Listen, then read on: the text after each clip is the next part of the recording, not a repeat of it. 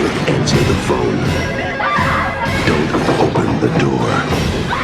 Don't try to hide.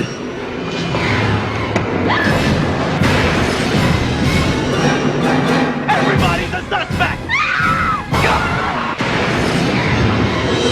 Not scared, are you? Scream. Scream came out in the year 1996 and was directed by Wes Craven while being written by Kevin Williamson. These two would go on to write or direct several more entries into this franchise, but more on that in future videos. Today we're talking about the original Scream film from 1996, because today I'm kicking off my Scream franchise review series where I'll be watching each and every one of the films in the Scream franchise leading up to the release of Scream 7 that comes out at the end of February. Once that film comes out, I'll watch and review that movie, and then I'll give you guys a full ranked list from the worst to the best of the entire Scream franchise. And I'm really excited to talk about the Scream films with you guys. The original Scream movie not only revitalized the slasher genre in the mid-90s, but this film is my favorite slasher movie of all time. So let's do the review for Scream. Here we go. That is one big pile of shit. No, I shot him. Bullets in the fall killed him. So Scream kicks off in the town of Woodsboro, where we're introduced to our main character of this film, Sidney Prescott. Sidney is played by Neve Campbell, and you find out that 1 year prior to the events of this film, Sidney's mother was brutally murdered. You also find out that Sidney was able to point out who she believed was the murderer, a guy named Cotton Weary, played by Liev Schreiber. Cotton ended up going to jail, and now 1 year removed from that absolutely horrific event, Sidney and her father live alone, and Sidney is trying to move forward with her life with the help of her high school friends. And speaking of her high school friends, filling out that cast, first up we have her boyfriend, a guy named Billy Loomis, played by Skeet Ulrich. Then we have Billy's best friend, which would be a guy named Stu Macher, played by the great Matthew Lillard. Then we have Stu's girlfriend and Sidney's best friend, a girl named Tatum Riley, played by Rose McGowan. And filling out the last spot in this friend group, we have Randy Meeks, played by Jamie Kennedy. And Randy, well, the best way I can describe him is me. Literally, if you have a friend group and one guy that completely talks about movies or finds a way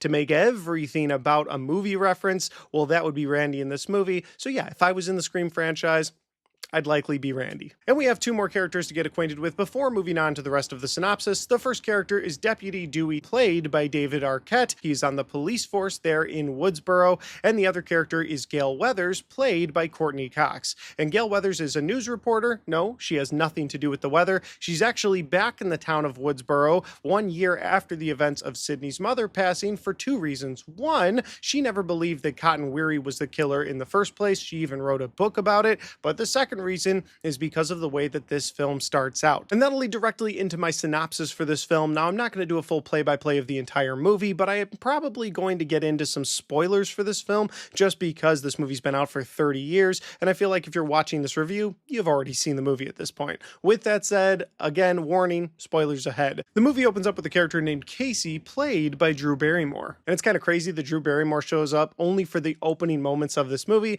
but she does a great job with it. She starts off this movie as this high school student who's home alone one night. When the phone rings, she answers it, and it starts innocent enough, maybe just somebody dialing the wrong number, but then that person keeps calling back, and it starts getting more and more sinister until she's brutally murdered by the Ghostface killer. And not just stabbed to death, no, she's hung from a tree outside of her house, almost making a statement to the entire town of Woodsboro. And this is what puts Woodsboro on high alert, because this brutal murder happens 1 year after the brutal murder of Sidney's mother. So now you've got the Woodsboro police on high alert, you've got all these news reporters coming back to Woodsboro, and that's where Gail Weathers comes into the equation, and you've got Sidney and her friends just trying to go through their daily high school lives. But even the high school is on high alert. You got the principal of this high school, played by Henry Winkler, who's not taking anything from anyone. He will shut anything down if someone seems to be causing some sort of a problem in school.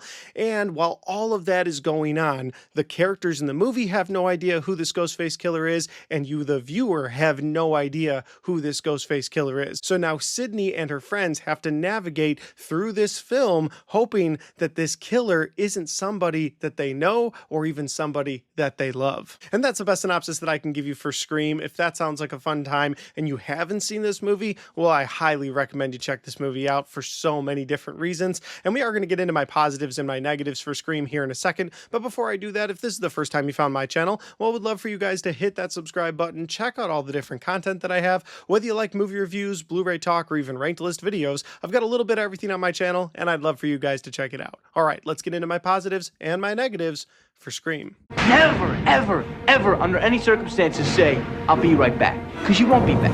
Get another beer, you want one? Yeah, sure. I'll be right back! My first positive for this movie is going back to that opening scene with Drew Barrymore, not just because it's crazy that Drew Barrymore was in this film and was brutally murdered right off the bat, but for the fact that she was definitely the biggest star in this movie at the time, and she was brutally murdered, which then makes you, the viewer, understand that anybody is fair game in this film. It's a brilliant way to start this movie because when you start with somebody that's on the poster of the film, somebody that's a huge name getting brutally killed at the beginning of the film, well, now looking at all of these other characters, you're like, oh, wait, anybody can die. And I don't feel like we get the sense that anybody could die until the events of Scream 5, which we'll get to in another video, obviously. But I really loved how this movie opened that way. Again, a brilliant way to start the film, just making you, the viewer, understand anybody could die at any time. My next positive for this movie is going to be the way that they're able to inject some dark comedy into this film without compromising the overall seriousness of the whodunit aspect of this film or the serial killer slasher aspect of this film. And I like the little bit of breathing room that that dark comedy creates for you, the viewer, because you're watching these brutal murder scenes, but then you go back to this friend group and you're like, all right, I'm having fun with this group. They're cutting up with each other, whether they're at high school or they're in a video store, maybe they're just around town. Hell, even Deputy Dewey and his sister Tatum both have a lot of back and forth with each other in this movie that works for me. They're back and forth with each other, cutting up with each other because, yes, he's a man of the law, but they are brother and sister, and they treat each other like brother and sister, and I liked that. I liked the levity that this movie was able to bring to the table while also being extremely serious with a ghost-faced serial killer on the loose. Another thing I really like about this movie is the dialogue. I think the way all of these characters written is extremely smart by Kevin Williamson, because he makes the teenagers feel like teenagers. There's a great moment in this movie where Billy and Sydney are having a very serious conversation with each other, and Billy references Silence of the Lambs. Now, on the outside looking in, you're like, okay, horror movie referencing other horror movies, that's just what it is. But when you think about that moment, this is a teenager with Billy Loomis who's drawing inspiration to have a serious conversation from things that he's seen. So he's seen Silence of the Lambs, so that in his teenage brain makes sense to bring up Silence of the Lambs at this very serious moment. And again, I just think the way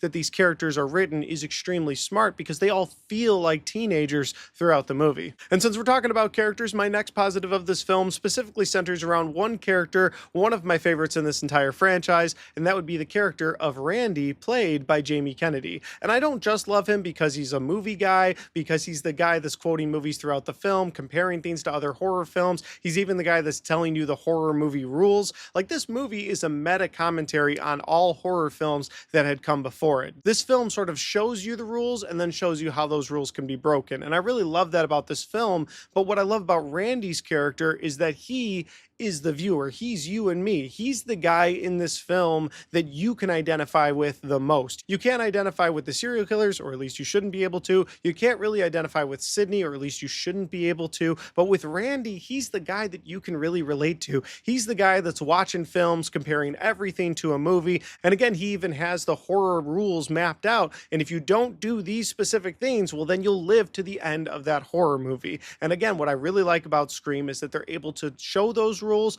break those rules, and then use a character like Randy to be you, the viewer, where it's like, wait a minute, they didn't break the rules. Why is this happening to them? I really love how his character is written, and I really love how he is essentially you, the viewer, throughout this movie. Now, this is a slasher film, so I feel like we have to talk about the kills next, and the kills in this movie are brutal, but they never feel over the top. They're gory, but all the gore is called for. And that's where I feel like I stand when it comes to gory horror films. I don't like gore for the sake of gore, but if the gore makes sense in the movie, then that's what I want out of my horror film. And that's what they do in this movie. When it's finally revealed what the killer is doing and why the killer wants to kill these people in such a brutal fashion, it completely makes sense. This killer wants to be remembered. This killer wants to be notorious forever. And so Sydney's mother, while we never get to see it, you hear that it's a very brutal killing at the beginning of this film. And then at the beginning of this film, you see Cassie get brutally murdered. And then so many of Sydney's friends and people that she cares about are brutally murdered throughout the film. And there's a reason for that gore. And I just love when a movie can take that brutal violence,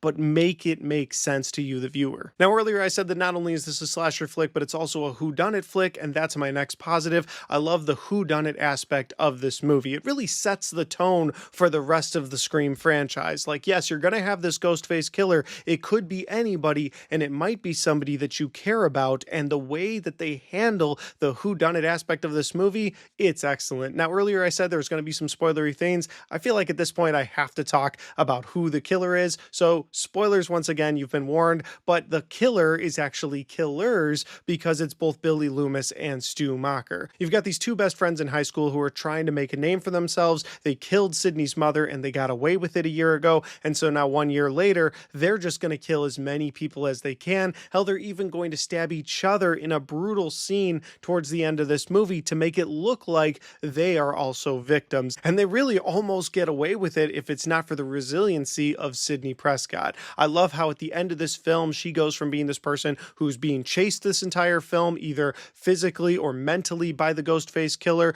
to being the one on the hunt, to being the one with the gun, with the weapon. I really love how she flips things on them at the end of this film. Again, my positive here is the whodunit aspect, but the reveal of the whodunit aspect is also mind-blowing the first time that you see it. And what's great about this film too is that you can go back and watch this movie as a whodunit thriller, even though you, the viewer, now know who the killers are, and you can watch them in a different light. And I love when a movie can do that with a whodunit thriller. Had this just been, oh, Cotton Weary, he escaped from jail, turns out he was the Ghostface killer, who knew he escaped, it wouldn't have had the same impact. But the fact that it was people that were so close to Sydney, somebody that she loved, and Stu, somebody that she considered a good friend, I mean, just minutes before they're revealed, they're all at a house party just having a fun time. And that's really what helps to stick the landing in this whodunit, is that not only did you not expect it to be who it was, but you didn't expect it to be multiple people. Which leads into my final positive of this movie, and that is that the last 40 minutes of this film are pure chaos and terror. You're having this house party, you've got all these kids there, and then more than half the kids go to the school because they hear that the principal was killed at the school, and so they all want to go check out the dead body, and that leaves just Sydney and her core group of friends there at the house, and Gail and Deputy Dewey, and that's when the Ghostface killers start killing everybody, and it's such a great moment. You've got the reveal in those last 40 minutes, you've got, is Sydney gonna die, is she gonna live, you've got, are these killers gonna get away with it, are they not gonna get away with it? Dewey and Gail are both seriously injured, maybe even dead. Again, just pure chaos and pure terror, and it's a great way to sort of end this incredible horror film. That'll do it for my positives. Now we have to move over to my negatives, and this is my favorite slasher, so when I say negatives, I mean more like little gripes that I have with this film. These aren't negatives that would detour me from ever watching this movie again. These are just little things that I have issues with. The first one is that Stu and Billy's plan really gets convenient at the end of the film. Now, I love how they executed it. I love the whodunit aspect, but I've always wondered what was going to happen if all of those high schoolers who were at Stu's house didn't leave. Were they planning to kill everybody? And the simple answer to that is maybe, yeah, they had a gun. They've got knives. Maybe their plan was to one by one kill everyone. They started the night by cornering Tatum in the garage and killing her with the garage door, so it's very possible that that was their plan. They were going to kill each kid in that house individually. But since more than half of them left, I guess we'll never know. But it does become very convenient for them because now that they've all left, well, now there's just a few people left. They're all spread out. Now they could start going on a killing spree. And it seems like that was their plan.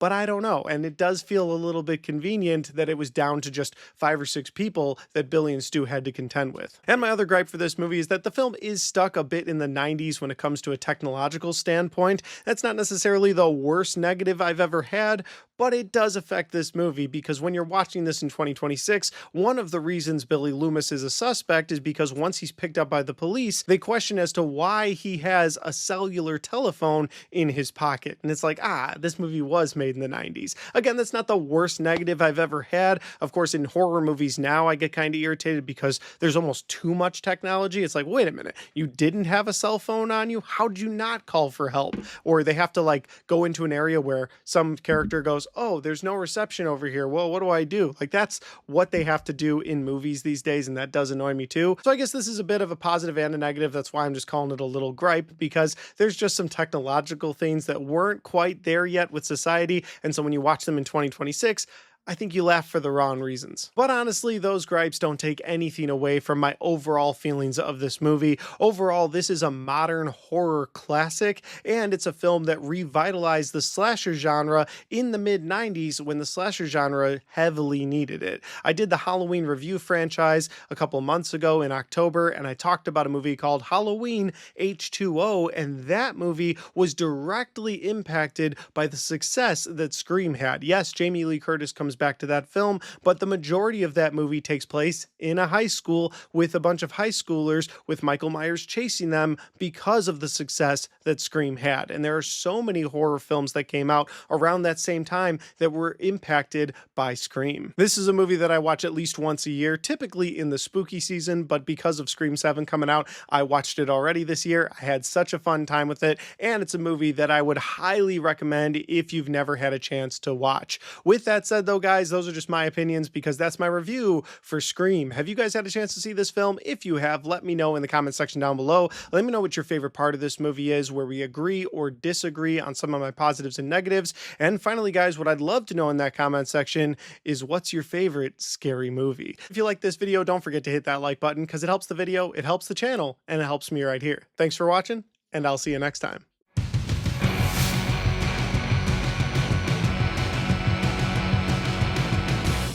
All right, guys, we got to the end of my Scream review. I hope you guys enjoyed this video. I had a great time making it. I cannot wait to get to the rest of the films in this franchise. But until then, if you want to check out any of the other content on my channel, well, I've got my entire Final Destination franchise review series right there. And I've got my entire Halloween franchise review series right there.